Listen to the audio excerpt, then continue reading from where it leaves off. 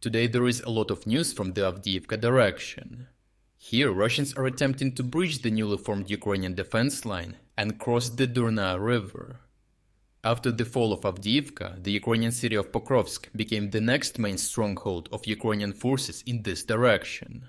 Pokrovsk is the main Ukrainian headquarters in the area, from which they reinforce, repair, and rotate their soldiers and equipment from the front line. As such, Ukrainians have established multiple lines of defense to hold the Russian advance if Russians do decide to make Pokrovsk their next main target. And it looks like the Ukrainians were right. After slowly making their way through minefields and Ukrainian settlements behind Avdiivka, Russians have finally reached the first Ukrainian defensive line behind the Durna River. This river is too wide to cross in many places and in some has turned into a swamp. Therefore, Russians are attempting to gain access to as many crossing points as possible to increase their chance of crossing the river and establishing a bridgehead. However, Russians do not control all crossing points, most importantly the one near Umanske, giving Ukrainians the possibility of conducting counterattacks on the exposed Russian flanks.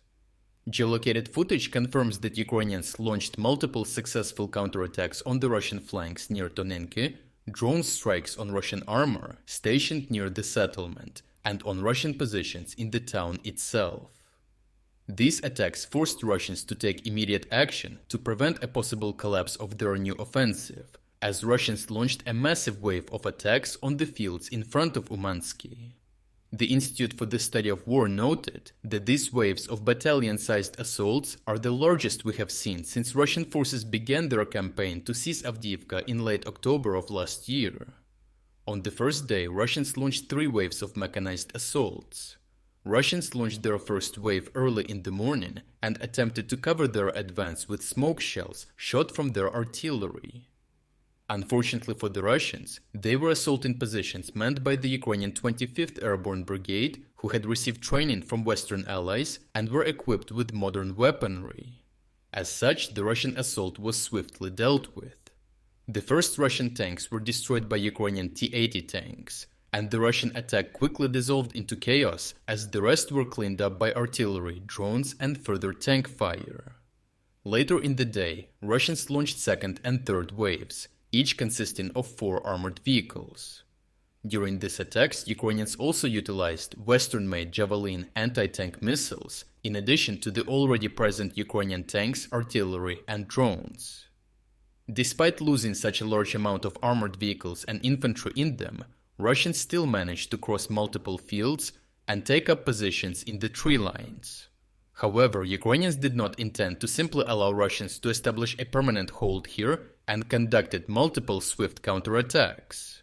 Russians did not expect a counterattack, and as such, the 25th Airborne Brigade utilized the element of surprise to eliminate the tired Russian formations, who had no possibility of retreat.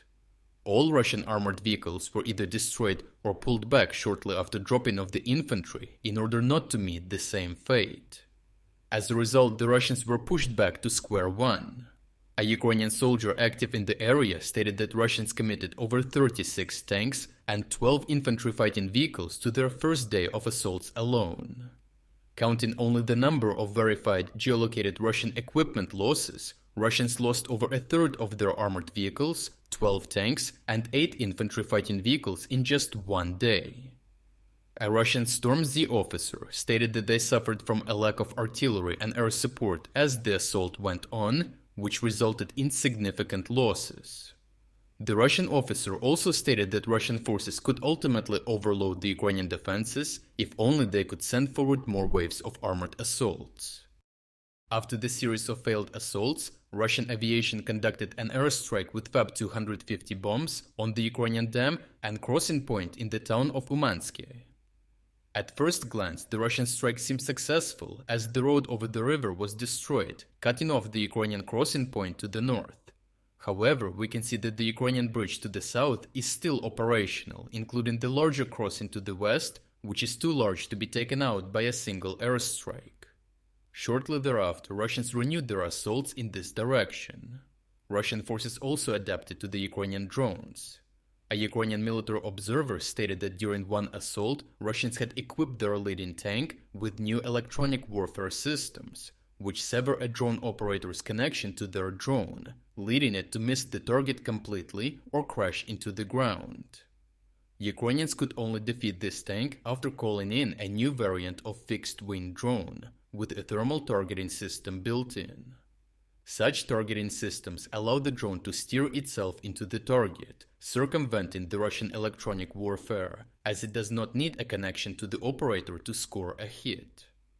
Overall, Russian forces have slightly advanced in the direction of Umanske, which was to be expected as Ukrainians lost their crossing point in the north. A Russian officer stated that even though Russian forces had achieved some tactical successes, they lacked the coordination, artillery, electronic warfare and engineering support needed to exploit these tactical successes into a large-scale operational breakthrough. Furthermore, the Institute for the Study of War stated that Ukrainians demonstrated the ability to skillfully defend against such large-scale Russian assaults. In the face of such significant challenges, this is a positive indicator of Ukraine's ability to defend against future large-scale Russian assaults and the expected Russian summer offensive operation. If you're against the invasion of Ukraine and you want to support the work that I am doing, consider making a purchase in the online store UA Supporter. Here you can find a lot of products with Ukrainian symbols to not only show your support for this channel, but also for Ukraine. The link to the online store is in the description. Thank you for watching this report, and I will see you in the next one.